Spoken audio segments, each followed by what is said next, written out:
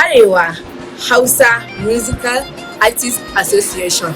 Haɗaɗɗiyar ƙungiyar mawaƙan arewacin Najeriya tare da taimakon marayu da kuma gajiyayyu ta sanya gasa ga mawaƙa masu tasowa, gasar waƙa na audio.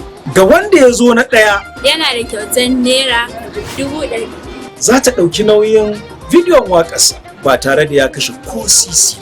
Ga wanda ya zo na biyu Yana da kyautar 50,000. tare da takardar jinjina. Ga wanda ya zo na uku Yana da kyautar naira 30,000.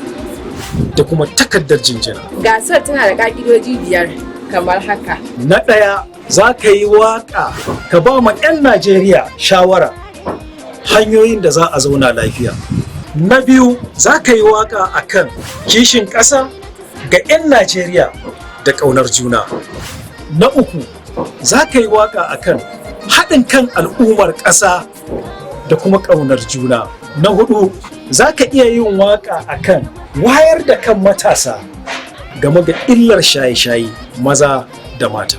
Na biyar, mahimmancin ilimi ga matasa maza har mata. Ka ɗauki ɗaya a cikin waɗannan baƙara guda 5 da na faɗa na ƙa'idojin shiga wannan gasa ka yi waƙa a kai, kuma ka tabbatar da cewa sunan ita wannan ƙungiya ya fito a cikin waƙarka. Sa'an nan kar ka yadda waƙarka ta wuce minti 3 kacal. To mawaƙa masu tasowa, wannan dama ce ta same ku.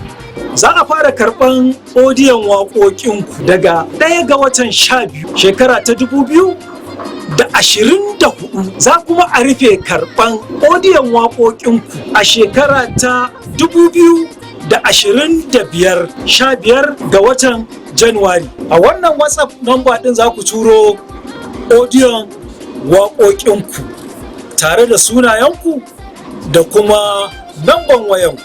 Allah ya ba wa mai rabo sa'a.